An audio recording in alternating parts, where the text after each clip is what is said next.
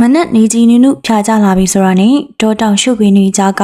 ညီသက်နေတဲ့ရွာလေးလည်းအသက်ဝင်လာပါတော့တယ်။ရိုးမတော်ဆက်နာကရွာလေးတူရွာဖြစ်တာကြောင့်လျာစိုက်ပြိုးကြီးတွေအမေလိုက်ချင်နေတဲ့အသက်မွေးကြတာများပါတယ်။အများနည်းတူကိုစင်လုပ်ငန်းခွင့်ဝင်ဖို့ထွက်လာသူတွေထဲမှာမင်းဝေတယောက်လေးပါဝင်ပါတယ်။ဒီနေ့အိမ်ကဆက်ထွက်လာကြတဲ့ကမင်းဝေတယောက်ပြုံးရွှင်နေပါတယ်။ရွာလန်းတိုင်းလန်းလျှောက်လာရပါမယ်။ခြေထောက်နဲ့မြေကြီးမထိသလိုခံစားနေရပါတယ်။သူ့ရဲ့အတွေးစားတွေကတော့လုံခဲ့တဲ့3ရက်ခန့်ကိုပြေးလွှားသွားရပါမယ်။ဒီနေ့မင်းဝေတော်ရီမှာအမဲလိုက်ရင်းနဲ့မထင်မှတ်ဖေတောနတ်ပိုင်းနေရောက်သွားခဲ့ပါတယ်။ဒီတော့ဒီတောင်တခင်ကမင်းဝေတို့ခြေရာတွေထွက်နေရဲဆိုပေမဲ့လေသူတို့အများဆုံးရောက်ဖူတာကယော်နီချုပ်ဆက်တောင်နှလုံး3လုံးတတာပေါ့။အခုတော့ကို့တော်ဘာနဲ့ကိုအမဲရချင်စောနဲ့တော်ဝတ်တကောင်ရင်ခြေရာနောက်လိုက်ရင်တော်ရဲမှာမျက်စိလဲနေပြီ။အဘပြောဘူးသလိုတော်6တာလားလို့လေတွေးမိတာကြောင့်လူကစက်သိန်းတဖြန်းဖြန်းထလာပါတယ်။မောင်ကြီးပြောစနေဝီကြီးတရောအချိန်ဖြစ်တာကြောင့်တောကောက်နေရဲ့အစာဖြစ်သွားမှလေစိုးရင်ရပါသေးတယ်။ဒီလိုနဲ့မင်းဝေလူသားလန်းအတိုင်းလျှောက်လာရင်လေကွင်းတစ်ခုစီကိုရောက်လာပါတယ်။ကွင်းမြင့်ထဲမှာတဲလီတစ်လုံးမြင်မိတာကြောင့်လူရှိမှရိမ့်မိပြီးသူပြောသွားပါတယ်။လူဆိုတော့အဖော်ရှိနေဘာမှမကြောက်တတ်ဘူးမို့လား။ဒီတော့သူလေကွင်းမြင့်ကိုဖြတ်ပြီးတဲအိမ်စီသွားဖို့ခြေလမ်းပြစ်လိုက်စဉ်လေကွင်းတွေကအပိန်တွေလှုပ်လှုပ်ရှားရှားဖြစ်ကုန်တာကိုသတိထားမိလိုက်ပါတယ်။ဒါကြောင့်လက်ထဲကဒူးလေးကိုကြက်ကြက်ပါအောင်ဆုပ်ထားရင်ရှေ့ကိုမရဲတရဲတိုးလာလိုက်ပြီးနှုတ်ကလေးလူရှိလားလူလားလို့အတန်ပြူလိုက်ပါတယ်။ဒီတော့ရုပ်ချီးဆိုသလိုကွင်းမြင့်ထဲကနေခေါင်းနှလုံးထောင်ကြည့်လာပါတယ်။ကျမတို့ပါဘာတူလဲရှင်။အတန်ပြူရင်ခေါင်းထောင်ကြည့်လာတဲ့မိန်းကလေးနှစ်ယောက်ကိုရုတ်တက်မြင်ရတော့သူအံ့ဩသွားပါတယ်။ဒီနေရာမှာမိန်းကလေးတွေရှိရလားဘာတူတွေလဲလူတွေလားဥစ္စာဆောင်နေလားငါတော့6ခံနေရတာလားတုံးပြန်စကားမဆိုပဲကြောင်အန်းနဲ့စိုက်ကြည့်နေတဲ့သူကိုမိန်းကလေးနှစ်ဦးတွေကတူကဒီမှာရှင်ဘာသူလည်းမသိဘူးတော်လက်စာမင်းများလာတဲ့မိန်းကလေးရဲ့အမေကြောင့်သူ့ရဲ့တန်တရားတို့ပျောက်ကွယ်သွားရပါတယ်ကြည်ရတာလေဝင်းထဲမှာအလုံးလုံးနေပုံပါပဲသူမျက်စိလဲပြီးတော့ဘယ်လိုရောက်လာမှမသိပေမဲ့ဒီနေရာကိုတော့တခါမှမရောက်ဘူးလားအမှန်ကျုပ်အမေလိုက်ရင်မျက်စိလဲနေလို့ပါအခုဘယ်ရောက်နေရလဲဗျသူစကားကိုအခုနောက်မိန်းကလေးကပဲတွတ်တွတ်လက်လက်ဝင်ပြေးပါတယ်။ကြံတယောက်ကတော့ဘာမှမပြောဘဲကြည့်နေရတယ်။အော်ထင်တော့ထင်နေအကိုတခါမှဒီနီးနားမှာမမြင်ဘူးပါဘူးလို့အခုရောက်နေတာကချောင်းမြေကျဲရွာပါ။ဒါကျမတို့လေအဘကမိုးမကြခင်သေးပြင်စားပင်လေးတွေလာပြိုးထားဆိုလို့ကျမတို့ညီမရောက်လာကြတာ။အကိုကရောဘဲရလဲ။စကားကိုခရရည်လို့တလို့ဒရဇက်ပြောချလိုက်တဲ့မိန်းကလေးကြောင့်သူ့ဘေကဘလို့စပြောရမှန်းမသိဖြစ်သွားပါတယ်။ကျုပ်ကဟိုဟာနောင်ကြီးအင်းရွာသားပါခေါင်းမြင့်ကျဲရွာကိုတော့ကျုပ်တသက်တစ်ခါမှမကြားဘူးတလို့ပဲကျုပ်ပဲမသိတာလားတခုခုများလွဲနေသလားလို့တောနဲ့ထဲမျက်စိလေးလမ်းပြောင်းလာတာဆိုတော့သူတို့ပြောသမျှလေးယုံလို့ကမဖြစ်ဒါကြောင့်သူစကားကိုတောင်းမတင်ရင်မကြောက်မိလိုက်တဲ့အခါမှာတော့တစ်ချိန်လုံးတိတ်ဆိတ်ရက်ကြည့်နေတဲ့မိန်းကလေးကအတူတူပါပဲကျမတို့လည်းရှင့်ရဲ့နောက်ကြီးရွာဆိုတာကအခုမှကြားဘူးလားမှားကျင်လဲရှင့်မဲမားနေတာဖြစ်မှာပေါ့ဒါကြောင့်လေအိမ်ပြန်လာမတွေ့တာမဟုတ်ဘူးလားကျမတို့ကတော့အကုန်မှန်နေဒါကျမတို့ငယ်လေးတွေကနေလာခဲ့တဲ့ရွာပဲမင်းဝေပြောလိုက်တဲ့စကားကတစ်ဖက်သားကိုမယုံတလူလိုဖြစ်သွားတာကိုသဘောပေါက်ပြီးအာနာမိသွားတယ်ဒါပေမဲ့မဟုတ်မခံထိထိမိမိပြောတတ်တဲ့အဲ့ဒီမိန်းကလေးကိုတော့သူစိတ်ဝင်စားသွားပါတယ်တယောက်ကဖော်ရည်ပြီးတွက်လက်တလောက်တယောက်ကတော့900ထင်းငါနဲ့ညှိမယ်ဆိုတဲ့လူစားမျိုးမမကလည်းဘလို့ပြောလိုက်တာလေဧည့်သည်ကိုအာနာစရာကြီးသူမသိလို့နေမှာပါလမ်းပြောင်းနေတာဆိုရင်ညီမလေးတို့ကူညီလိုက်ကြတာပေါ့တော်လက်တဲ့မိန်းကလေးကအာနာဟန်နဲ့စကားကိုထိန်ပြောလိုက်ပါတယ်ခက်ဆတ်စွာတယောက်ကတော့အိုးဘာလို့အာနာရမှာဟုတ်တာပြောတော့ငါတို့ရွာများမကြားဘူးတလေးပါလေးနဲ့သူ့ရွာကိုလည်းငါတို့လည်းမသိပါဘူးတကယ်ကိုဆက်ဆက်ထိမခံကောင်မလေးကိုမင်းဝေသဘောကျသွားမိပါတယ်ကျုပ်စကားပြောမှားသွားပါတယ်အမိရဲ့စိတ်မဆိုးပါနဲ့တောင်းပန်ပါတယ်နော်စော်တီးလာမလေးကမျက်နှာကိုတစ်ဖက်လှည့်သွားတယ်ကျေးဇူးပြုပြီးကျုပ်ပြရမယ်လမ်းကိုပဲပြောပြပေးပါနော်မဟုတ်ရင်ဒီမှာပဲညအိပ်ရလိမ့်မယ်အငဲ့မပြောပြလိုက်တော်လက်တဲ့မိန်းကလေးစီမင်းငေါ့ပြလိုက်တဲ့စော်တီလန်ကတကယ်ကိုမနိုင်စေလေးပါပဲဟုတ်လေအကိုတို့ရွာနဲ့အနီးဆုံးတစ်ခုခုကိုပြောပြမှကျမကလမ်းညွှန်ပေးလို့ရမယ်ထင်တယ်ကျိုးတို့ရွာနဲ့အနီးဆုံးကတော့နောင်ငယ်တော်ရမ်းပါပဲမိန်းကလေးကခိတ္တဆန်စားလိုက်ပြီးမှအော်သိပြီနောင်ငယ်တော်ရမ်းဆိုတာကျမတို့အဖအစိမ်းမြေရှာနေကြနေရပဲအဲ့ဒါကြောင့်ကြားဘူးနေပါတယ်လို့အဲ့ကိုသွားမယ်ဖြက်လန်းကိုတော့ကျမလမ်းညွှန်ပေးနိုင်ပါတယ်ဒါပေမဲ့အဲဒီကထပ်ပြီးအကိုတို့ရွာကိုဘယ်လိုပြန်ရမလဲဆိုတာတော့ကျမလည်းမသိဘူး။အဲကိုရောက်ရင်ကျုပ်ရွာကိုသွားတတ်ပါပြီ။တိတ်မွေးတော့ဘူးလေ။ကောင်းပါပြီ။ဒါဆိုကျမလမ်းညွှန်ပေးပါမယ်။ဒီလိုနဲ့မင်းဝေရာစီအပြန်လန်းအကြောင်းမီးမြန်းစုံစမ်းသမျှကို တစ်ဖက်မိန်းကလေးကစိတ်ရှိရှိနဲ့ဖြေပေးနေပါတယ်တခြားမိန်းကလေးတယောက်ကတော့သူ့နဲ့မဆိုင်သလိုလှုပ်ရှားရှိရာကိုဆက်လုပ်နေပါတယ်ကျေးဇူးတင်ပါတယ်ဗျရပါတယ်ရှင်ကုညီပေးရမှာပေါ့ဒါနဲ့အခုနာမည်ကမင်းဝေလို့ခေါ်ပါတယ်နောင်ကြီးအင်းရောက်ရင်ဝင်လေပေါ့ဗျာကျမနာမည်ကငွေစံပါကျမအမနာမည်ကတော့ရွှေစင်ဒီဘက်ကိုရောက်ရင်ဝင်လေလို့ရပါတယ်ကျမတို့ကခင်းတက်ပါတယ်အခုလေအိမ်လေခေါ်ခြင်းမမေအကူကပြန်ရအောင်မှဆိုတော့လေရပါတယ်ဗျာနောက်တစ်ခါကျုပ်လာလေပါမယ်ဒါပေမဲ့ကျုပ်ကငွေစင်ကပဲလူလူလလရှိပြီးတခြားတယောက်ကတော့မခေါ်ဘူးနော်လာရမှာတော့ခက်လက်လာမယ်ဒီတော့မှတစ်ဖက်ကရွှေစင်ဆိုတဲ့မိန်းကလေးကမလက်မာနဲ့လာလေလို့ရပါတယ်ကျမမောင်းထုတ်ရအောင်ဒီမရိုင်းဆိုင်မအောင်ကောင်းပါပြီကျုပ်ကိုပြန်ခွင့်ပြုပါအောင်ငွေစင်ကပြုံးတုံနဲ့နှုတ်ဆက်ပေမဲ့ရွှေစင်ကတော့ဝစ်ကြည်တန်းကြည်တာဒါပေမဲ့သူ့ပေါ်ဝစ်ကြည်တန်းကြည်နှုတ်ဆက်တဲ့ရွှေစင်ပုံရိပ်ကသူ့ရင်ထဲကိုညှိတွယ်လာပါတယ်ဒီလိုနဲ့အဲဒီကညအတော်လေးမိုးချုံမှမင်းဝေနောင်ငယ်တော်ရန်ကိုရောက်သွားပါတယ်ဖြစ်ချင်တော့အဘနဲ့ရွာသားတစုကလည်းမင်းဝေအိမ်ပြန်နောက်ကျလို့လိုက်ရှာနေကြတာနဲ့လမ်းမှာတွေ့ခဲ့ရပါတယ်ဒီနေ့လည်းမင်းဝေအိမ်ကထွက်လာတာတော်ရဲဝင်ပြီးအမဲပြစ်ဖို့ဆိုတာတက်ချောင်းပြေကျဲရွာကိုသွားဖို့ပါဒီနောက်ပိုင်းမကြာခဏဆိုသလိုချောင်းပြေကျဲရွာကိုသူရောက်ဖြစ်ပါတယ်အကူကညီမတို့ရွာကိုခဏခဏလာလေတယ်နော်ကိစ္စအထွေထူးလည်းမရှိပဲနဲ့ဘာလို့လဲငွေစင်ခဏခဏဆိုတော့အဲ့မခံချင်တော့လို့လားအဲ့လိုမဟုတ်ပါဘူးတခြားသူမှမဟုတ်ပဲလေအကူတက်ဆိုညီမအိတ်ခံပြီးသားပါငွေစင်ပြောမယ်ဆိုလေပြောချင်စရာကောင်းတော့အောင်သူအခုတလောမကြာခဏရောက်ဖြစ်နေတယ်အဲ့လိုခဏခဏလာရတဲ့အကြောင်းကတော့ရွှေစင်နဲ့မတွေ့ရတာကြောင့်လည်းပါပါတယ်သူလာရှာတိုင်းရွှေစင်ကတနေရာကိုထွက်သွားတာနဲ့မအားတာနဲ့စားသဖြင့်အကြောင်းပြချက်များစွာကြောင့်ငွေစင်နဲ့ပဲစကားပြောပြီးပြန်ရတာများပါတယ်ဒါပေမဲ့လည်းသူအခုလိုသွားနေတာကြောင့်ရွှေစင်မျက်နှာလေးကိုတော့မြင်ရတယ်မဟုတ်လားဒီစိတ်ကြောင့်ပဲသူသွားနေတာရွှေစင်နဲ့ပုံမရင်းနေပြီးတဆန်းတက်ဖို့အတွက်တော့သူစူးစမ်းရအောင်ပါပေါ့လေငါသားမင်းအခုတလောနေတိုင်းနောင်ငယ်တော်ရဘက်ကိုသွားနေရဲဆိုကိစ္စအထွေထူးရှိလို့လားတော်ရဲလည်းမဝင်ဘူးတဲ့အဘစကားကိုခပ်ပြုံပြုံတုံးပြန်လိုက်ပြီးဟုတ်ကဲ့ပါအရေးကြီးလို့ပါဆိုစားမအောင်ဘာကိစ္စတွေများလဲအဘကူညီပေးလို့ရရင်ကူညီပေးမယ်အဘကူညီတော့ကူညီပေးရမှာပါဒါပေမဲ့အခုတော့မဟုတ်သေးဘူးသူ့စူးစမ်းရအောင်မေးဗျတဲဆိုတဲ့စားပါလားပြောစမ်းမအောင်အဘကဘာကူညီပေးရမှာလဲမင်းဝင်ကပြုံးတုံလောက်ကောင်မိမတောင်းပေးဖို့ပါဟာဟာဟာငါတားတော်ဒီစကားတွေပြောလာပါရောလားကောင်းပြီအဘတောင်းပေးရတော့မယ်ဆိုရင်ပြောဟုတ်ပြီလားအဘအစင်သက်မယ်အဘဘက်ကတောင်းပေးဖို့အစင်သက်ဖြစ်ပေမဲ့သူ့မှာတော့တွေ့တာနဲ့နှုတ်ဆက်ပြီးနေကောင်းလားမေးအောင်ငါလွဲပြီးဘာမှမထူသေးနောက်ပိုးဘွားကမလွယ်မှန်းသူသဘောပေါက်နေပါပြီပပဆူနေတဲ့ထမင်းအိုးကိုကြည့်ရင်ငွေစင်တယောက်မိုင်တွေနေပါတယ်ငွေစင်တို့မှာကမောင်နှမ3ယောက်ရှိပါတယ်မြို့ပေါ်မှာအလုံးလုံးနေတဲ့အကိုကြီးစီကို3လတစ်ခါလောက်အကျော်အလော်လေးတွေပို့ပေးရပါတယ်ညီမ2ယောက်3လတစ်ခါအလှည့်ကျပို့ပေးရတာဖြစ်ပြီးဒီတစ်ခါပို့ဖို့အလှည့်ကျသူကတော့ငွေစင်ပဲဖြစ်ပါတယ်ခါတိုင်းမြို့ပေါ်သွားရမယ့်အလှည့်ဆိုပျော်နေတဲ့ငွေစင်ကအခုတော့သူမဟုတ်တယ်လို့မှိုင်နေပါတယ်သူ့ရင်ထဲမှာအပူကိုဘယ်သူမြင်နိုင်မှာလဲတကြိမ်မှမဖြစ်ဘူးတဲ့အချက်မျိုးတခါမှမခံစားဘူးတဲ့ခံစားမှုမျိုးနဲ့ကိုမင်းဝေပေါ်သူတွေ့တာမိနေပြီအငယ်မထမင်းဝါမငဲ့တော့လားတော်တော်လေးစုနေပြီကျော်လွန်စရာပစ္စည်းတွေတင်လာတဲ့ရွှေစင်ကထမင်းအုပ်ကိုငုံငူကြီးထိုင်ကြည့်နေတဲ့ငွေစင်ကိုကြည့်ကစိတ်မရှိသလိုပြောလိုက်ပါတယ်နေပါမယ်မမရေငွေစင်သွားရင်အဘကိုတေချာကြီးဆိုင်လိုက်ပါနော်ပြီးတော့ဟိုဟာကိုလည်းညီမလေးကိုစားအမလေးဟဲ့စိတ်ဖြဖြောင်းတာသွားစားမှာတိတ်ကြမှာလည်းမဟုတ်ပဲနဲ့မကြမှာတော့မှန်ပါတယ်ဒါပေမဲ့နှစ်ပတ်ကြီးများတောင်လေနှစ်ပတ်ဆိုတာခဏလေးပါဟဲ့ကိုစီဒါလေးသွားပို့ရအောင်မင်းကညှို့ညင်းနေရလားဘာကိုစိတ်မချဖြစ်နေရလဲငါမပြောချင်ဘူးနော်အငယ်မလူတွေရှိရင်လို့နင့်အကြောင်းငါသိတယ်ငွေစင်ကမပြုံးနိုင်မရေနိုင်မျက်နှာထားနဲ့သိရင်လည်းမမတေချာအပ်ခံပေးပါနော်ပြမထားပါနဲ့ဟဲ့ငါအဲ့လောက်မရိုင်းပါဘူးဟဲ့ရွာရလူတွေကပါလာဝိုင်းလုပ်ပေးနေတာကြောင့်ညီမနှစ်ယောက်သားစကားကိုအချိန်တက်လိုက်ကြပါတယ်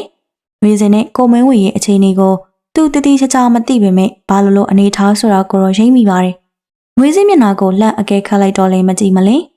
ငွေစင်ခီးထွက်မလို့ပဲလားဒါဆိုအိမ်မှာရွှေစင်မဲကြံခဲ့မှာပေါ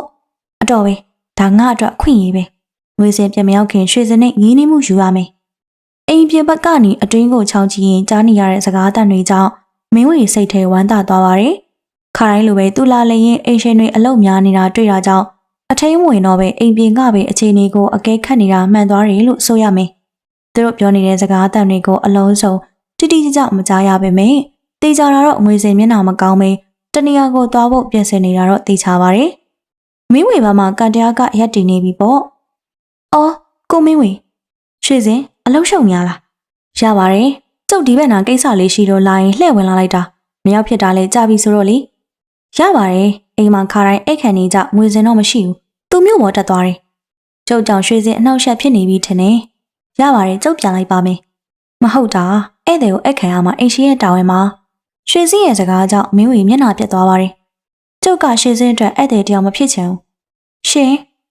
်မင်းဝေရဲ့အပြောကရွှေစင်အတက်တော့တွေးစရာဖြစ်သွားတယ်ရွှေစင်တို့ရွာမှာမိန်းကလေးတယောက်ကိုသဘောကျရင်ဘယ်လိုမျိုးစူးစမ်းရလဲဗျရွှေစင်ကဦးကြောင်မျက်နှာပြီးနဲ့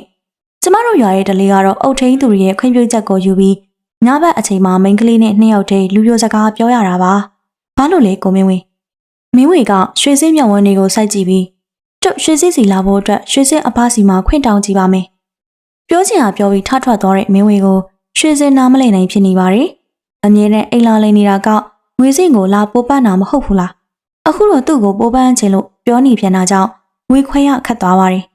ဒါမှမဟုတ်တပီတရွာသားကသူတို့ညီမနှစ်ယောက်ကိုလာကစားနေတာလားလှိန်နဲ့နှစ်ဖက်နင်းချင်တာလားအိမ်နေပြီလားရွှေစင်အိတ်ခမ်းအပြင်ဘက်ကလာတဲ့အတန်ကြောင့်ရွှေစင်အံ့ဩသွားတယ်ကိုမင်းဝင်လားဟုတ်ပါတယ်ကျုပ်ရွှေစင်နဲ့နှစ်ယောက်တည်းစကားပြောချင်လို့ပါရွှေစင်အဖစီမှာလည်းခွင့်တောင်းပြီးပါပြီမင်းဝင်ကတော့ရွှေစင်ပြင်မရောက်ခင်ရွှေစင်နဲ့ရင်းနှီးမှုရအောင်ယူမယ်ဆိုတဲ့ဆုံးဖြတ်ချက်အတိုင်းတတဝီမသိမ်းလောက်ဆောင်နေပါပြီသူ့အတွက်တော့ရွှေစင်ကပထမဦးဆုံးရင်ခုန်မှုတဲ့အမျိုးသမီးတအိုးပဲမဟုတ်လားဒီချိန်ကြီးဘာလာလောက်တာလဲရှင်းအိမ်မပြောင်းဘူးလားမပြောင်းဘူးကျုပ်ရွှေစင်နဲ့အခုလိုစကားပြောခွင့်ရဖို့အတွက်ရွှေစင်တို့ယာကကိုထွန်းကျော်အိမ်မှာအိပ်ပြစီလို့ခွင့်တောင်းထားတာပါရှစ်ဘလို့လူလဲကုန်မင်းဝင်ကျမတို့ကြောင့်ပြောစရာဘာစကားမှမရှိဘူးကျမအိတ်တော်မင်းနေပါအောင်ရွှေစင်ရင်ကျုပ်ကိုရွှေစင်အလိုမကျတာများရှိလို့လားမကြိုက်တာရှိရင်ပြောလို့ရပါတယ်ကျုပ်ပြင်ပါမယ်စိတ်စိတ်ငငကြီးတော့မပြောပါနဲ့ဗျာရှင့်ကကျမတို့ညီမနှစ်ယောက်ကိုလာကစားနေတာလားကျမတို့ကရှင့်ကိုလူကောင်းတယောက်လို့ထင်ထားတာအခုတော့ရှင့်ကငားမရရေချိုးပြန်မဲ့လူစားမျိုးပဲရွှေစင်စကားကြောင့်မင်းဝင်စိတ်မကောင်းဖြစ်သွားတယ်သူ့လောက်ရက်ကတကယ်ပဲအဲ့ဒီလိုထင်စရာဖြစ်နေရလားကျုပ်ကအဲ့ဒီလိုလူစားမျိုးမဟုတ်ပါဘူးရွှေစင်ရဲ့ကျုပ်ရွှေစင်တို့ညီမကိုလည်းမကစားရပါဘူးကျုပ်ဝါမှာအခုလိုမျိုးပိုးပန်းပူတာရွှေစင်တယောက်ထဲပါပဲငွေစင်အပေါ်မှာကျုပ်မိတ်ဆွေတငယ်ချင်းတယောက်ညီမလေးတယောက်ထဲမပို့ခဲ့ပါဘူးငွေစင်ကိုလည်းမေးကြည့်နိုင်ပါတယ်ကျုပ်သူ့ပေါ်ပိုးပန်းတဲ့စကားမျိုးတခါမှမပြောခဲ့ဘူးပါရွှေစင်နားလည်မှုလွဲနေတာဖြစ်ပါလိမ့်မယ်တစ်ချက်တိမ်ဝင်သွားတဲ့မင်းဝင်းရဲ့အတန်ကနားထောင်နေတဲ့ရွှေစိတ်ရင်ကိုလှုပ်ခတ်သွားစေပါတယ်ရှင်ပြမတော့ကိုမင်းဝင်းကျမအိတ်တော်မယ်ကောင်းပါပြီကျုံနောင်နေထက်လာခဲ့ပါမယ်ရွှေစိတ်ရင်တွေကတန်တရားပျောက်သွားတဲ့အထိကျုပ်ဖြည့်ရှင်းပါပါအိမ်မလာမပါစိရွှေစင်ဘာမှဆက်မပြောတော့ဘဲမျက်စိကိုသာတန်မှိတ်ထားလိုက်ပါတော့တယ်ဘာကိုမှမတွေးချင်တော့တာကြောင့်ပါနောက်တနေ့ရွှေစင်အိပ်ယာဝင်တော့မယ်စစင်မှလည်းမင်းဝေထရောက်လာပြန်ပါတယ်ရွှေစင်အိပ်နေပြီလားတစ်ဖက်ကတုတ်ပြန်တမ်းမကြားတာကြောင့်မင်းဝေတက်ပြင်းချလိုက်တယ်ရွှေစင်မအိပ်သေးမှကျုပ်သိပါတယ်ကျေးဇူးပြုပြီးတော့ကျုပ်ရင်နေရစကားတွေကိုနားထောင်ပေးပါကျုပ်ဘဝမှာဆတွေ့ချင်းရင်ခုန်ဘူးတဲ့မိန်းကလေးတယောက်ကရွှေစင်မှာပဲငွေစင်နဲ့ကျုပ်အပေါ်လည်းအထင်မလွဲပါနဲ့နော်ရွှေစင်တို့အိမ်ကိုမကြာခဏလာလေတယ်ဆိုတာလေရွှေစင်ကိုတွေ့ကျင်တဲ့စိတ်စကားပြောကျင်တဲ့စိတ်ကြောင့်ပါဒါပေမဲ့ရွှေစင်ကကျုပ်ပေါ်ဖလဲတကယ်မရှိပဲရှောင်နေတာကြောင့်ရင်းရင်းနှီးအိတ်ခံတဲ့ငွေစင်နဲ့ပဲပို့ပြီးတော့ခေါ်ပြောမိတာပါကျုပ်ပေါ်ရွှေစင်ဘလို့ပဲသဘောထားကျုပ်အပြစ်မမြင်ပါဘူးကျုပ်ရွှေစင်ကိုတကယ်ချစ်တာပါတဘွားလုံးစားပါဘယ်မင်းကလေးကိုမှလည်းခုလိုမပိုးပန်းဖူးပါဘူးကျမမချစ်နိုင်ဘူးဆိုရင်ရောပြန်ချစ်လာတဲ့ဒီကြိုးစားမှာပါရွှေစင်တေချာစဉ်းစားကြည့်ပါဦးကျုပ်အိမ်လာတဲ့အချိန်တိုင်းရွှေစင်နဲ့စကားတခွန်းစားနှစ်ခွန်းစားတော့ရအောင်ပြောသားတတ်တာကိုလေရွှေစင်ကကျုပ်ပေါ်တအားသစိမ်းဆန်လုံးနာပဲကျုပ်ပေါ်သဘောမကျတဲ့အချက်ရှိရင်ပြောပါကျုပ်ပြင်ပါမယ်ကျမကိုစဉ်းစားဖို့အချိန်လေးပေးပါဦးတကယ်ပဲကျမအပေါ်မှာမေတ္တာဆက်မှန်ရင်လားဆိုတာစမ်းသပ်ရအောင်မေလီရပါတယ်ကျုပ်ဆောက်ပါမယ်ရွှေစင်အေးစစ်စစ်စဉ်းစားပါကျုပ်ပေါ်နားလဲပေးရဲဆိုရင်မဝမ်းသာလှပါပြီအဲ့ဒီနေ့ကစပြီးတော့မင်းဝေတယောက်ရွှေစင်စီကိုရောက်မလာတော့ပါဘူးနေ့လယ်ပိုင်းတွင်အိမ်အလဲမလာသလိုညဘက်လည်းမလာပါဘူးတရက်က2ရက်2ရက်က3ရက်ဖြစ်လာတဲ့နောက်မှာတော့ရွှေစင်စိတ်ထဲမျောမိတယ်လို့ဖြစ်လာပါတယ်သူငါ့ကိုစိတ်ပြတ်သွားပြီလားသူ့အချစ်ကိုငါစော်ကားလိုက်မိတယ်လို့များဖြစ်သွားပြီလားသူပြောဘူးလို့ပဲငါနဲ့စကားပြောပြရဖို့သူအကြိမ်ကြိမ်စူးစမ်းခဲ့တာလည်းအမှန်ပဲငါသူ့ပေါ်တန်တရားအယမ်းဝင်သွားမိတာလားအငယ်မနဲ့ကလည်းတာမန်မိတ်ဆွေအဆင့်ဆိုတာစကားပြောဆိုပုံကြည့်တာနဲ့သိတာတယ်ပြီးတော့ကိုယ်တိုင်အရေးဆုံးပြီးပိုးပန်းတာလည်းငါ့ကိုပဲလေငါဘာလို့တင်လဲ လူကတနေကုန်အိမ်အလုပ်တွေနဲ့ရောက်ရက်ခတ်နေပေမဲ့စိတ်ကတော့တခြားကိုရောက်နေပါတယ်။တပြင်းမျောတစ်ခုချရင်ဘယ်ရီရောက်နေပါလိမ့်နော်။ကျုပ်ကိုပြောတာလား။ရုတ်တရက်အတန်လာရာစီမောကြည့်လိုက်တော့သူ့ကိုစိုက်ကြည့်နေတဲ့ကိုမင်းဝေရှင်ကိုမင်းဝေ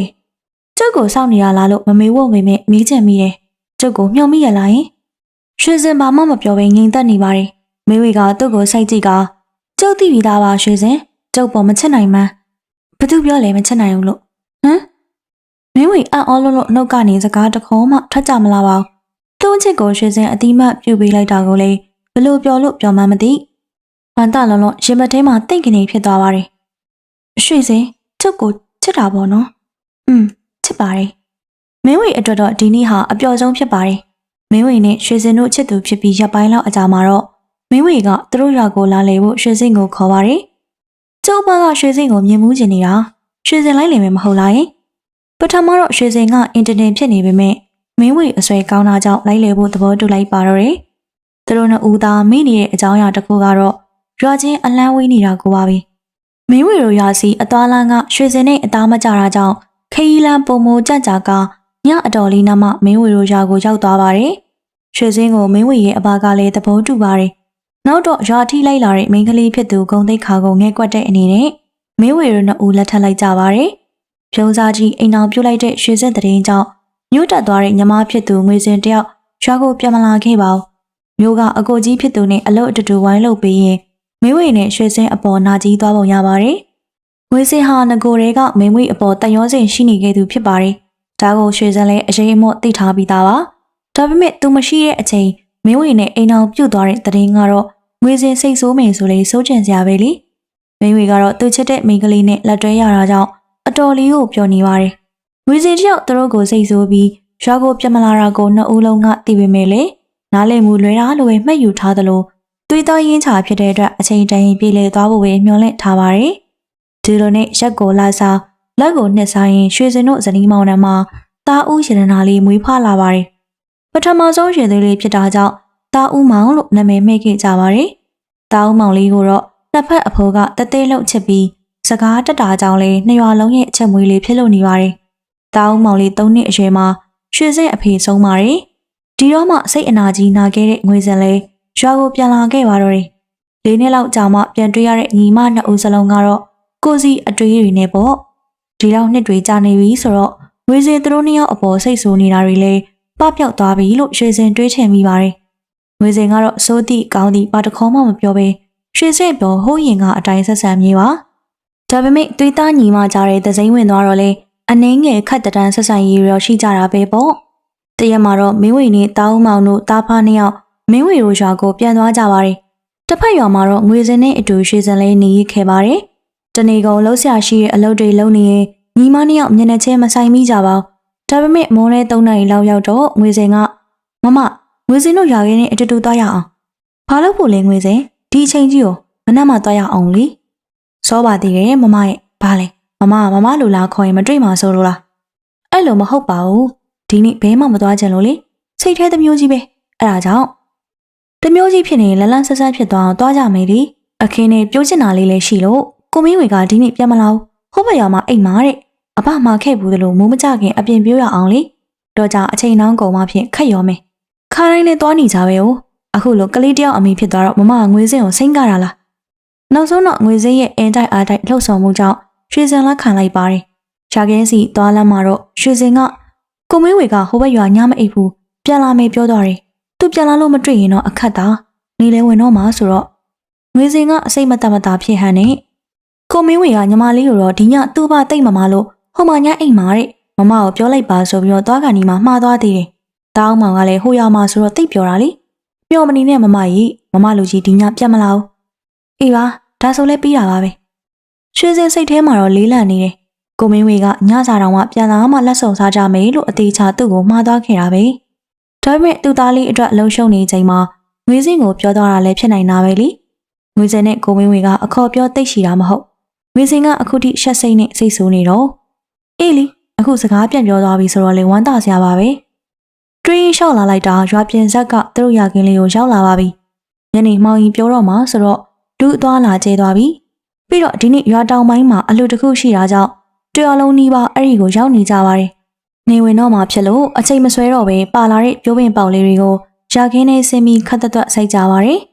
ညီသက်နေတဲ့ပဝင်းချင်းကိုငွေစင်ကအစတင်ဖြိုခွဲလိုက်ပါတယ်မမဟေးကိုမင်းဝင်နဲ့ချစ်သူဖြစ်သွားတော့ဘလို့ခံစားရလဲဟဲကောင်းပါလေဘာရီလာမင်းနေရအင်းမော့မမရှက်မှာပေါ့ဘဲဖြီးခြင်းမမလဲပြီးတော့ပျော်လဲပျော်မှာပေါ့နော်ရွှေစင်ကအလုပ်ထဲအာယုံဆိုင်နေရကြောင်းငွေစင်အမေကိုပြန်မဖြေဘာပဲဖြစ်ဖြစ်အနည်းဆုံးတော့အာနာစိတ်လေးဖြစ်တယ်မာရီအာရှုပ်တရက်ခေါင်းနောက်ဘက်စီကစုကနေနာကျင်သွားတာကြောင့်ရွှေစင်မောကြည့်လိုက်တဲ့အခါလက်ထဲမှာတစည်းကိုကင်မြောင်ရင်သူ့အိုကောင်နောက်စီစီအားကုန်လွှဲကာရွေထားတဲ့မြမဖြစ်သူငွေစင်ကိုတွေ့လိုက်ရတယ်ဟေးငွေစင်ဘာလုပ်တာလဲဘာလုပ်ရမှာလဲလူဖြစ်ပြီးလူချင်းဝင်နားမလည်တဲ့သူကိုတက်ပြစ်မလို့ဘာဒရဇက်ရွှေစင်ကောင်ကိုတစည်းနဲ့အချက်ပေါင်းများစွာခုတ်ချလိုက်တယ်တေးငါနေအောင်ယူသွားတဲ့သူငါပေါ်အာနာစိတ်လေးနည်းနည်းအောင်မဖြစ်တဲ့သူငါမျောလင်းချက်ကိုရိုက်ချိုးတဲ့သူငါပြန်လာတာနှင်းကိုတက်ဖို့တိတ်စားမှာမရဲကိုသွားစမ်းတယောက်တည်းရွှေစင်တယောက်သိအိုင်တဲမှာတတုံမှမလှုပ်တော့မီစင်ကိုလမောင်ကိုတန်ရာရအောင်လုပ်ပြလိုက်တယ်လာကြပါအောင်ကင်းကြပါအောင်ရှင်ရွာရဲကိုကြောင်းဝင်လာလို့အမောတကောနဲ့ငွေစင်းအော်တန်ကြောင့်မင်းဝေလေအိမ်ထဲကတောပြစ်တနက်ကိုယူပြီးရွာသားတချို့နဲ့ထွက်လာခဲ့တယ်ကြားရဲဟိလာကြကြားမမကိုကိတ်သွားလို့ဟာမမကိုကြားကိတ်သွားပြီမင်းဝေတော့လူတစုရာခင်းနဲ့ရောက်သွားတဲ့အခါမှာတော့မောက်ရက်သားအသက်မဲ့နေတဲ့ရွှေစင်းအလောင်းကိုပဲမြင်ခဲ့ရတယ်ရာခင်းထဲမှာရွှေစင်းတယောက်တည်းအလုံးလုံးနေချိန်ကြားကအနောက်ကနေခုံအောင်လိုက်တာဖြစ်ကြောင်းဒါကိုလမ်းမြင်လိုက်တဲ့ငွေစင်လေးတားဖို့ကြိုးစားပေမဲ့သူ့လက်မောင်းကိုကြားကလှမ်းကုပ်လိုက်တာကြောင့်တရားရသွားကြောင်းနောက်တော့မဖြစ်ချေဘူးဆိုကကမန်းကလေးရွာလေးကိုပြေးပြီးရွာသားတွေကိုလာခေါ်ပေမဲ့ရွှေစင်းအသက်ကိုမမီတော့တဲ့အကြောင်းစသဖြင့်ငွေစင်ကအားလုံးကိုပုံမြင်ပြောပြပါတယ်မင်းဝင်ရဲ့ဘဝကြီးကအရန်ကို၆ကတ်တိတ်ဆိတ်သွားတယ်ကလေးတယောက်အဖေဘဝနဲ့ပဲအထီးကျန်စွာနေစဉ်ဖြတ်တန်းနေရတယ်ခုမင်းဝင်ဒီလိုမျိုးပဲချိန်ထိနေမှာလေကျုပ်ရကိုပြမှာပါဒီမှာနေဖို့မသိတော်မှန်သဘောပေါက်ပါတယ်မဟုတ်တာကျမပြန်ခိုင်းနေလို့လားအခုဆိုဒီမှာအဘရောမမရောမရှိတော့ဘူးလေကျမတယောက်တည်းဘယ်လိုရှေ့ဆက်ရမှာလဲမျိုးကအကိုကလည်းဒီလိုလာနေနိုင်တာမှမဟုတ်တာကိုဝင်းဝေကငွေစင်းကိုမဆောက်ရှောက်ရှင်လို့လားယင်တယောက်တည်းထားခဲ့တော့မလို့လားလူတကာပြောစရာဖြစ်မှာဆိုလို့ပါထင်ချင်တယ်လို့ထင်ကြပါစေငွေစင်းတောင်းမောင်လေးနဲ့လည်းမခွဲနိုင်ဘူးမမရဲ့သားငွေစင်းရဲ့သားပဲပေါ့မမရဲ့ခင်မောဖြစ်တဲ့ကိုမင်းဝေကိုလည်းငွေစင်းတာဝန်ယူပေးနိုင်ပါတယ်ငွေစင်းကိုရောမမရွှေစင်းဖြစ်သဘောမထားနိုင်ဘူးလားယင်ကျုပ်ကိုထုံးကျော်တို့အိမ်ကိုပြောင်းနေလိုက်ပါမယ်ငွေစင်းကိုလည်းညီမလေးတယောက်လိုဆောက်ရှောက်ပေးပါမယ်ငွေစင်းအကြမအောင်မြင်လိုက်ပါမင်းဝေကချက်ချင်းဆိုသလိုနှစ်အိမ်ကျော်ကကိုထုံးကျော်အိမ်ကိုပြောင်းသွားပါတယ်ဒါပေမဲ့ငွေစင်းလက်မလျှော့ပါဘူးယာရဲကိုအလုပ်တူစင်းကြဖို့ကိုမင်းဝေကိုထပ်ခေါ်ပါတယ်ဒီတစ်ခါတော့ကိုမင်းဝေလက်ရောပေးလိုက်ပါတယ်ဒါကစီဝါကြီးလေတနည်းအားဖြင့်သူတို့အားလုံးရဲ့ဝိုင်းရင်အတွက်ပဲမိဘတွေဆိုရင်မင်းဝေနဲ့ငွေစင်းတို့နှစ်ဦးသာယာရဲအတူတူစင်းကြပါတယ်တာဦးမောင်လေးကိုတော့အိမ်နီးနားချင်းအကူညီနဲ့ကြိခိုင်းထားကြပါတယ်မင်းဝေဘက်ကအနေထိုင်တည်ကြည်တာကြောင့်ပဝင်းချက်ကလည်းသူတို့ကိုတမျိုးမမြင်ပါဒါကိုလည်းငွေစင်မကျေနပ်ပါကျုပ်ကိုထုံးကျော်တို့နဲ့ရွာတောင်ဝိုင်းခဏလိုက်သွားလိုက်မလို့ငွေစင်ပြန်ထည့်လိုက်ပါငွေစင်တယောက်တည်းအိမ်ကိုလမ်းလျှောက်လာတော့အိမ်ထဲကနေတာဦးမောင်လေးရေတံကြားလိုက်ရတယ်ဟေးငါ့ကိုပြောတော့ကိုထုံးကျော်တို့နဲ့ခဏသွားမယ်ဆိုပြီးအခုတော့တာဦးမောင်နဲ့ဆော့နေတာလားဒါတမင်ညာပြောတာပေါ့ဒေါသထွတ်ထွတ်နဲ့ငွေစင်အိမ်ထဲကိုဝင်သွားတော့တာဦးမောင်ရေတံကိုပို့ပြီးတော့ကျဲလောင်စွာကြားရပါတယ်ဒါကြောင့်အနားကိုတဖြည်းဖြည်းကတ်သွားတော့လူတယောက်ထိုင်နေတာကိုတွေ့လိုက်တယ်ကိုမင်းဝေရှင်ကျမကိုညာတာပဲရှင်ရုတ်တရက်မောကြီးလာတဲ့မျက်နှာကမင်းဝေမဟုတ်ပဲသွေးအလေးလေးနဲ့ကြောက်စရာကောင်းနေတဲ့ရွှေစင်လူသက်သမားဒီကငါတတ်မယ်အာတရေမမလာနဲ့နေငါစီမလာနဲ့နော်အခုထွက်သွားငွေစင်းအတန်ကြောင့်မင်းဝေအပြေးလွှားရောက်လာတယ်ဘာဖြစ်တာလဲတရေကြီးမင်းဝေမျက်လုံးနဲ့တစ်ချက်အကဲခတ်လိုက်တယ်ဘာမှမရှိပါဘူးတေချာကြည့်ပါဦးရှိတယ်အဲ့မှာတရေမကြီးထိုင်နေတာမဟုတ်တာရီဘာမှမရှိပါဘူးမင်းဝေလက်ညှိုးထိုးပြရာကိုငွေစင်ကြည့်လိုက်တော့ဟုတ်ပါတယ်ဘာမှမရှိပါဘူးငွေစင်ခဏကြောက်အန်းသွားတယ်သူ့စိတ်ထဲမှာတေချာသိနေပါတယ်ဒါဟာရွှေစင်ပဲရွှေစင်သူ့ကိုမကျေနပ်လို့လာချောက်တာပဲသူ့အကြောင်းနေပေါ်ကော်ရင်တော့ဒုက္ခပါပဲအမားလောက်ထားသူပြပြီးငွေစင်တုံလုံးနေပါတယ်သူလောက်ထားမိတဲ့အမားကတေးသေးလေးမှမဟုတ်တာလူတက်မိတာမှအမရင်ဖြစ်သူကိုပြန်တက်မိတာ ကြားရတဲ့သူတိုင်းသူ့ကိုခွဲလွန်နိုင်မှာမလားစိတ်ထဲကနေတော့ပြန်မလာပါနဲ့ငရဲကိုပဲသွားလိုက်ပါလို့သူအကြိမ်ကြိမ်ဆွတ်တောင်းနေမိတယ်ဒီနေ့တော့မင်းဝေကသူ့ရဘက်ကိုတောင်းပန်ကိုခေါ်ပြီးခဏအလေးသွားပါတယ်ဒါကြောင့်ယာရဲကိုငွေစင်တယောက်ထဲဆင်းရပါတယ်စိတ်ထဲမှာတော့အတိတ်ကအကြောင်းအရာတွေကိုတွေးမိနေပါတယ်ရွှေစင်ကိုသူတက်လိုက်တဲ့အကြောင်းသိသွားကြရင်ဘာဖြစ်မှာလဲသူခံစားမှုနောက်လိုက်ပြီးတော့အမားဖြစ်သူကိုတက်ခဲ့တာမှန်းရလားအဲ့လိုမှမတက်ရင်လေကိုမင်းဝေနဲ့သူဒီတသက်နေရတော့မှမဟုတ်တာအတွင်းနေချေကငွေစင်းရဲ့အိမ်ပြန်လန်းကအတော်လေး၆ကပ်နေပါတယ်လမ်းလျှောက်ရင်နောက်ကနေခြေတံတစ်ခုကြားလိုက်ရတာကြောင့်ငွေစင်လှမ်းကြည့်လိုက်ပါတယ်လမ်းတောက်လျှောက်သူကိုယ်တိုင်လွဲလို့တူတယောက်မှမတွေ့ရပါဘူးနားကြားလွဲတာဖြစ်မှာပါဆိုရဲစိတ်နဲ့ငွေစင်ဆက်လျှောက်လာခဲ့ပါတယ်နောက်ထပ်ခြေတံတစ်ခုကနားရဲဝင်လာပါတယ်သူဘာရီကြားနေမိပါလိမ့်တကယ်ပဲခြေတံတစ်ခုထပ်ကြားမိလိုက်တာပါဒါပေမဲ့လှည့်ကြည့်တော့လေဘာမှမတွေ့အိမ်မမြန်ရောက်ဖို့သူခတ်သွက်ရှောက်လိုက်ပါတယ်ငွေစင်ရုတ်တရက်သူ့နာမည်ကိုခေါ်တန်ကြားလိုက်ရတယ်ခေါ်တန်ကတစုံတယောက်ရဲ့အတန်ငွေစင်ထပ်မှန်ပြီးတော့ကြည်လင်ပြီးသားတဲ့အတန်ကိုကြားလိုက်ရတာကြောင့်ငွေစင်ဖနှောင်းနဲ့တမတသားရေးကြအောင်ပြေးပါတော့တယ်အမေရုတ်တရက်ခလုတ်တိုက်ပြီးငွေစင်တယောက်မှောက်ရက်လဲပါတော့တယ်ကြောက်ရတဲ့အကြားခြေထောက်ကခလုတ်တိုက်ဖြစ်အောင်တိုက်သွားလိုက်သေးတယ်လို့တွေ့ရင်ပြန်ထမိအပြုတ်မျက်စိရှိမှအရေးတစ်ခုတွေ့လိုက်ရတယ်ဒါကြောင့်ဖြည်းဖြည်းချင်းမောကြည့်လိုက်တဲ့အခါမြင်လိုက်ရတာကသူ့ကိုစိုက်ကြည့်နေတဲ့ရုပ်ပြက်ဆဲပြက်တဲ့တရေမအမေကြီးကဲတော်မူပါသွားအခုထွက်သွားမလာနဲ့ငါတော့နေမလာနဲ့ငွေစင်ဟေး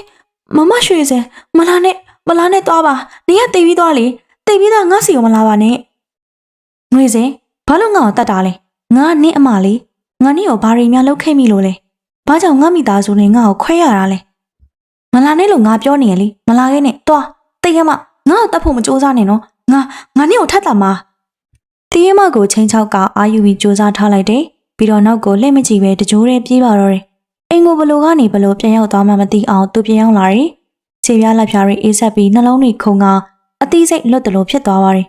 ဒီလိုနဲ့ပဲငွေစင်တယောက်ကြောက်စိတ်နဲ့အေးရတဲ့ဘုံဘုံလေးသွားပါတယ်ငွေစင်သတိထားပါအောင်မင်းဝေဘေးကနေတညလုံးစောင့်ပေးနေမိတယ်ငွေစင်ကတော့တတိဝင်တစ်ချက်မဝဲတစ်ချက်ပါပဲငွေစင်အခြေအနေကဘာဖြစ်လို့ဖြစ်မှမသိတော့အောင်အသားတွေတုံရင်ဖြတ်တော်နေပါတယ်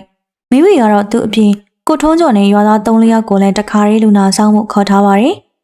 ငွေစင်တတိမီနေရာကနေရုတ်တရက်တတိရလာပါတယ်ပတ်ဝန်းကျင်တစ်ခုလုံးတိတ်ဆိတ်နေတဲ့အချိန်လန့်နိုးလာမိတာကြောင့်စိတ်ထဲမှာတလန့်လန့်ဖြစ်နေပါတယ်ရုတ်တရက်လန့်နိုးလာပြီးအိမ်ပတ်လေကိုဝေဝေကြည့်လိုက်ပါတယ်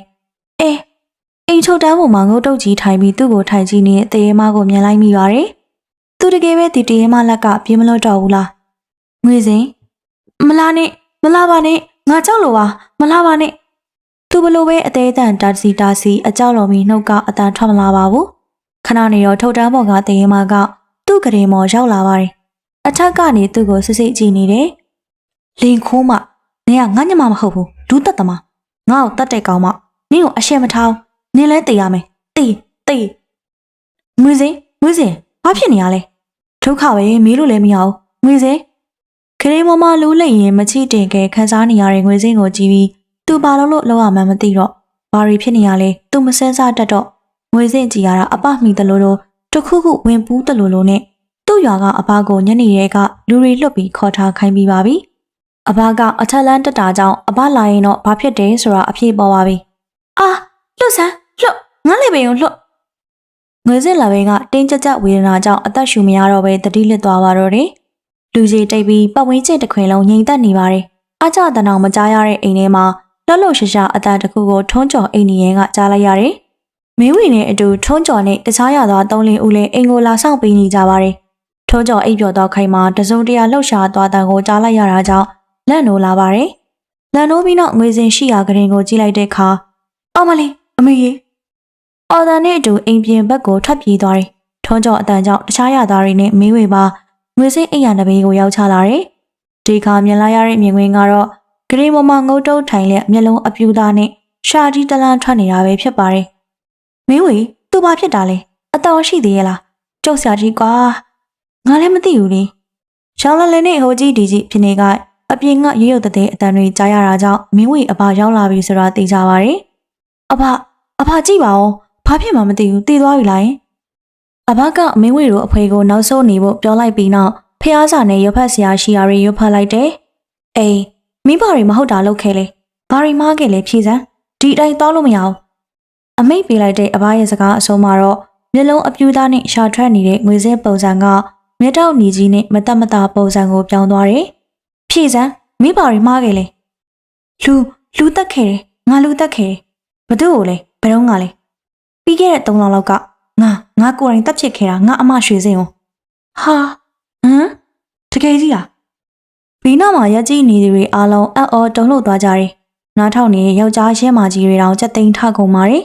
မင်းတွေကတော့အားတက်တာလည်းမဟုတ်သလိုတုံလို့သွားတာလည်းမဟုတ်ပဲရွှေရှာဆက်ဆုပ်တဲ့အမြင်ကွင်းနဲ့နနာကြီးကြီးကြည့်နေမိပါတယ်ဘာကြောင့်ညီမချင်းပြတ်တက်ရတာလဲမုန်းလို့သူ့ကြောင့်သူဖြတ်လူသွားတဲ့ငါချစ်သူနဲ့တပွားလုံးစာဝေးခဲ့ရတာအဲ့ဒါကြောင့်ကြည့်မရလို့တက်ပြစ်တာငါအဲ့လိုလုပ်ဖို့လေကြိုတင်စီစဉ်ထားပြီးသားခေါင်းကိုတစည်းနဲ့အကြိမ်ပေါင်းများစွာခုတ်ပစ်ခဲ့တာမင်းရဲ့အာကူတော်ကမင်းကိုရော်ကြီးလာပြန်တောင်းတာပဲကိုယူထားတဲ့အကျွေးကိုပြန်ဆက်ပြီးတော့တန်တရားမှာဝစ်ကြွေးရှိရင်ကြည်အောင်ဆက်ရတယ်လဲပဲဦးတော့တန်တရားဝေခဲ့ရတဲ့အဘစကားအဆုံးမှာတော့ငွေစင်းထံကနေကြောက်စရာအတန်ကြီးတစ်ခုထပ်ပေါ်လာပြီးမျက်လုံးပြူးရှာထက်ကအသက်မေ့သွားပါတယ်မင်းဝေကတော့လက်သီးကိုတင်းတင်းဆောက်ကနာကြီးရဲ့မျက်လုံးတွေနဲ့ငွေစင်းကိုကြည့်ပြီးမျက်ရည်တွေစီးကျလာပါတယ်အဲ့ဒီနေ့ကစပြီးငွေစင်းရဲ့တရင်ဟာဟိုးလေးတကြောကြောဖြစ်ပြီးအမားကိုတတ်တဲ့ညမခဲကိုအမိဖမ်းမှုစူးစမ်းရမိမအဖြစ်နာမည်ပြက်ကြီးနဲ့ကြံခဲ့ပါတော့တယ်။နောက်ဆုံးတော့မင်းဝင်လေတားဖြစ်သူတားအောင်မောင်လေးလက်ကိုဆွဲပြီးအဲ့ဒီရွာကနေအပီးထွက်သွားပါတော့တယ်။ဟုတ်ကဲ့ပါရှင်။ဇာလန်လေးကတော့ဒီမှာပြီးဆုံးသွားခဲ့ပါပြီ။မကြခင်မှာလည်းအခုထက်ကောင်းတဲ့ဇာလန်လေးတွေနဲ့တူတူပြန်လာခဲ့ဦးမှာမို့ဆောက်မြောက်အားပေးကြပါအောင်နော်။ခုလိုအားပေးနာဆင်ခဲ့ကြတဲ့အတွက်လည်းပရိသတ်တယောက်ချင်းစီကိုကျေးဇူးအထူးပဲတင်ရှိပါ